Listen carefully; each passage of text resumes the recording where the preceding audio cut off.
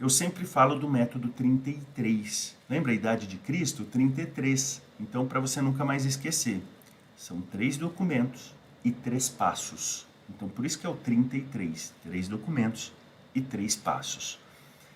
Eu vou relembrá-los dos 3 passos. O primeiro passo é saber se o imóvel, seja urbano, seja rural, se é imóvel urbano, se ele é casa, apartamento, se ele é terreno, se ele é imóvel rural, se ele é sítio, chácara, fazenda, não importa.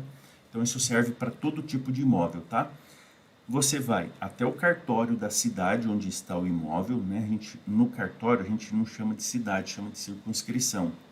Até onde está o imóvel, né? A circunscrição, o cartório responsável por esse imóvel. E você vai fazer o quê? Você vai procurar se esse imóvel possui uma matrícula ou transcrição. Querido aluno, é impossível imaginar, saber como que você vai colocar o nome do cliente numa matrícula sem você cumprir esse primeiro passo.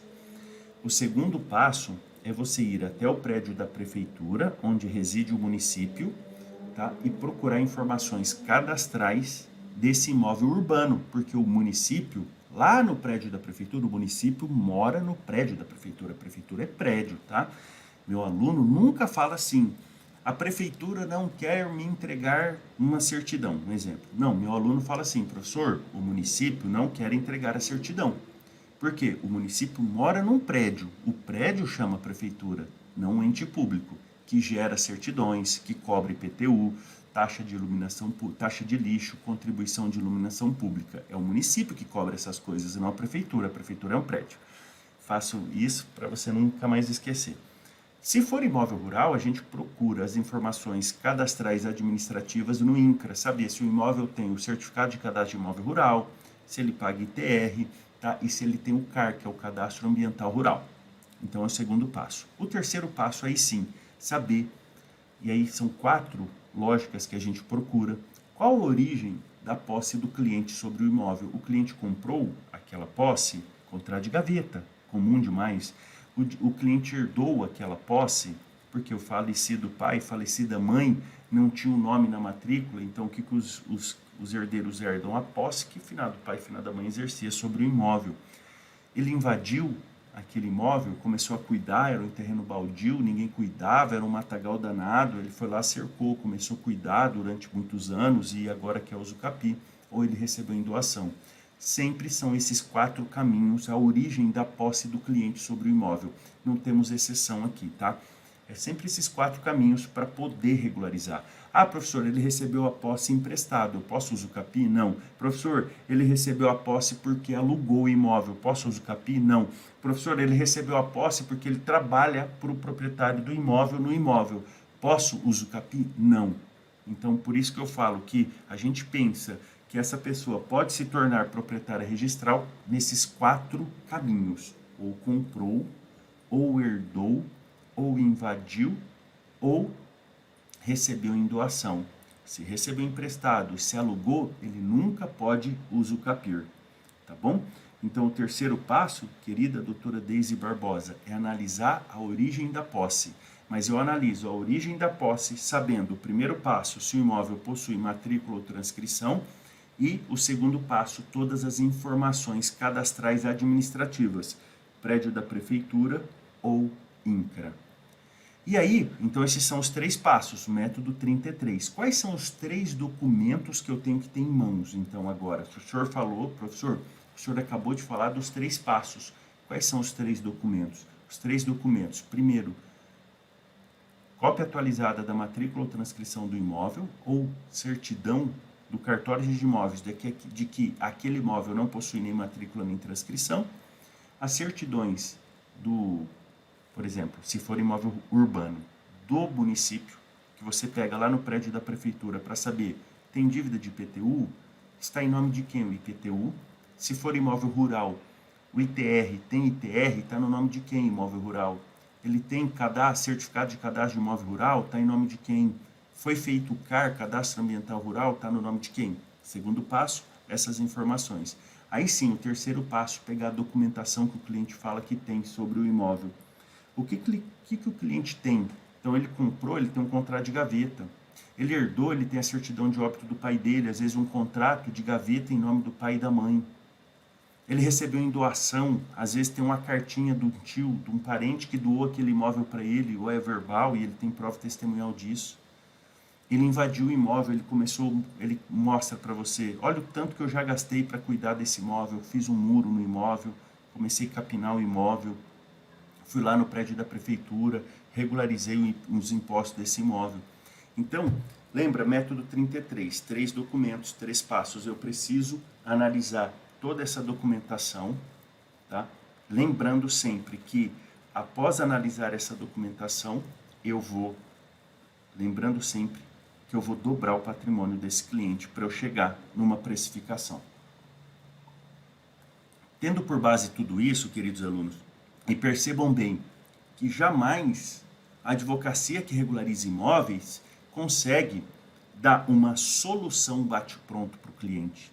Vocês que me acompanham há mais tempo aqui, vocês advogados e advogadas, meus queridos alunos que sempre me acompanham nessas aulas, vocês já devem ter notado que quando chega uma pessoa que não é advogado aqui no canal, aqui durante as aulas acontece muito isso, e as pessoas me perguntam, olha, eu não sei o que, eu herdei, o que eu faço? Eu não respondo. Por quê? Porque como que eu respondo uma dúvida para um leigo sem analisar os 3 passos? É impossível. Eu respondo para você, advogado, porque eu presumo que você já sabe essas 3 informações, os 3 passos.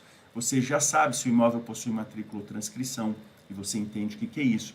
Você já sabe os cadastros administrativos, e você já sabe a origem da posse do cliente.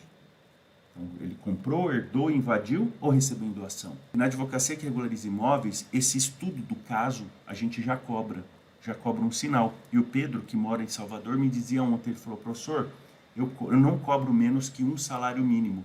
Não cobro menos que um salário mínimo para eu poder, em uma semana, às vezes um pouquinho mais. A primeira coisa que a gente tem que ter em mente é que tem esse trabalho para descobrir, ok?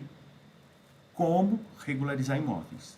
Então, qual o caminho? Nós vamos fazer um inventário, nós vamos fazer um usucapião, nós vamos fazer uma edificação compulsória, nós vamos fazer uma extinção de condomínio, nós vamos fazer uma ação divisória, nós vamos fazer uma ação demarcatória. Então, todos esses caminhos, a gente só consegue ter convicção depois de cumprir o método 33. 3 passos, 3 documentos, analisar isso com muita seriedade para o cliente. E é por isso que essa análise tem que ser remunerada, porque às vezes você demora uma semana, você demora 10 dias para entender o caso do cliente e saber se você vai fazer judicial ou extrajudicial, quanto que o cliente vai gastar, se for judicial ou extrajudicial, qual o prazo médio. Então você tem que estudar muito antes para entender, diante dos 3 passos e 3 documentos, qual vai ser o caminho que o caso do cliente vai ser preciso. E você vai ter noção de saber quanto que o cliente vai gastar de custas, seja se for extrajudicial nos cartórios, se for judicial, custas processuais, e quanto tempo mais ou menos aquilo demora. Graças a Deus, queridos alunos, quando a gente pensa no caminho ideal para o cliente, a gente já consegue prever com o cliente qual é o tempo médio que a gente vai gastar e quanto que o cliente vai gastar de custas, fora o trabalho da advocacia. E aí, dependendo do que você chega a concluir, não adianta buscar na internet, assim, é a mesma coisa com a advocacia, né? Tem muito cliente que fala, no meu caso, eu tenho que fazer um usucapião. Aí eu falo, ô louco, né? Ele viu na internet que o caso dele é usucapião, mas será que é usucapião? Será que não é educação compulsória? Será que não é inventário? Será que não, né? Tem tantos outros caminhos aí. Então, por isso que não dá para dar uma fórmula mágica, não dá, e é muito sério isso. Dito tudo isso, queridos alunos, vou sintetizar para a gente ir concluindo esse raciocínio. Nós vamos dobrar o patrimônio do cliente. Isso é uma certeza que você tem que ter com você sempre, tá bom? E aí depois, a segunda situação que você não pode esquecer é de analisar qual o procedimento, judicial ou extrajudicial, que você vai fazer para resolver o problema do cliente. E aqui, então, tomando por base que A advocacia que regulariza imóveis, ela dobra o valor do imóvel. E, dependendo do procedimento a ser tomado, o que você precisa ter em conta? O que você precisa ter noção? Qual o trabalho que você vai entregar para ele? Professor, é um trabalho que eu vou fazer, por exemplo, uma uso capião. Aí você vai decidir com o cliente. Eu decido com o cliente que eu vou fazer extrajudicial. Vai ser um trabalho mais rápido, mas não é mais fácil do que a judicial. É o mesmo trabalho, só que muito mais rápido. Só que no extrajudicial, o cliente vai gastar muito mais dinheiro. Por que o cliente gasta muito mais dinheiro na extrajudicial, professor? Porque as custas dos cartórios extrajudiciais são muito altas. Uma média de Brasil, tá? Uma média. Pode ser para mais, pode ser para menos. É que uma usucapião extrajudicial é em torno de 10 a 12 mil reais no Brasil. Porque eu tenho que fazer uma ata notarial de posse e depois eu vou fazer o processamento da usucapião no cartório de imóveis. Então eu pago para o tabelião de notas, aquele que nota fatos, e depois pago no cartório de registro de imóveis, onde será efetivamente criada a matrícula. Então uma média aí de 10 a 12 mil reais. Média, pode ser muito mais. Por exemplo, o professor aqui, como professor, já fiz análise, já fiz parecer jurídico, que o valor de custo de um usucapião daria algo em torno de 97 mil reais no estado de São Paulo. Para vocês terem uma noção. Então depende muito aí de estado para estado, o valor do imóvel vai impactar no valor dos emolumentos. Professor, como que eu sei o valor dos emolumentos aqui na minha comarca? Queridos alunos, é só colocar na internet assim, tabela de emolumentos, coloca no Google, tabela de emolumentos, cartórios extrajudiciais. Vai aparecer um site da Anoreg que tem o link dos 26 estados do Brasil, mais o Distrito Federal. É só clicar, você vai ter ali a lei de custas e emolumentos dos 26 estados do Brasil. Público isso daqui, tá? Então dá para você fazer essa noção de custos do cliente. Dito tudo isso, queridos alunos, o que não dá para deixar de sugerir, o Pedro ontem falou, professor, para eu parar hoje o meu escritório, tenho boas demandas de regularização de imóveis, para eu fazer um estudo de caso, eu não cobro menos que um salário mínimo. E eu falo isso para o cliente, olha, eu vou fazer a regularização, mas antes eu tenho que estudar, você vai me pagar um salário mínimo para eu estudar durante uma semana, 10 dias, você retornar aqui e nós decidirmos juntos qual é o caminho que nós vamos tomar para regularizar o seu imóvel. Então ele cobra ali para fazer o estudo de caso um salário mínimo R$ 1.200.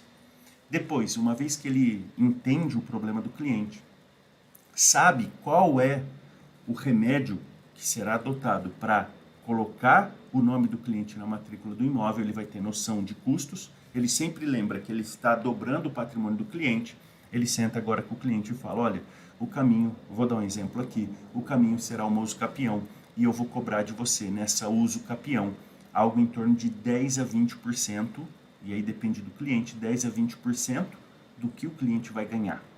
Então, do que ele vai gerar de valor para o imóvel do cliente.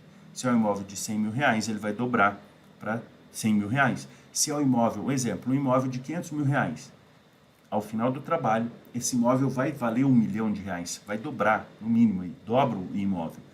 É só olhar na internet, anúncios de imóveis irregulares sendo vendidos e imóveis regulares sendo vendidos, você vai perceber que os valores são bem diferentes. Então, por exemplo, vou dar um exemplo desse bem grande. 500 mil reais é o imóvel. Quanto que se cobra, mais ou menos? Mínimo 50 mil reais. Nossa, professor, tudo isso? Porque você vai mostrar para o cliente que você está gerando no patrimônio dele 500 mil. O que é 50 mil reais que ele está te pagando? 10% do que você está gerando para ele. Então, é muito plausível esses valores expressivos na regularização. Mas eu quero ter um cliente assim. Às vezes você está chegando agora aqui no canal e pensa isso, né?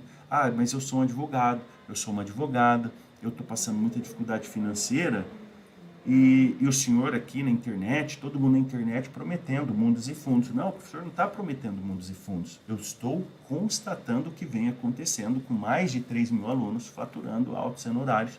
E por que eles faturam altos honorários? Porque eles sabem disso, que eles dobram patrimônio, mas mais que isso, querido aluno, querida aluna que chega recente aqui no canal e se assusta com o que o professor fala, eles têm conteúdo para entregar para o cliente. Ou seja, eles prometem que regularizam qualquer problema de imóvel em qualquer lugar do Brasil e efetivamente entregam.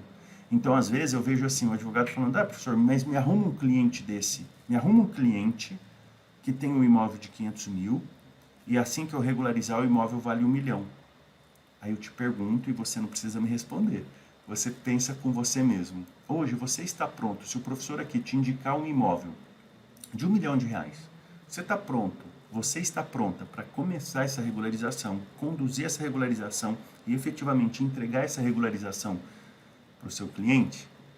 Se a sua resposta foi uma insegurança dentro de você, eu quero te dizer, não tem problema. Se prepare, tenha conteúdo, porque automaticamente o mundo conspira sim.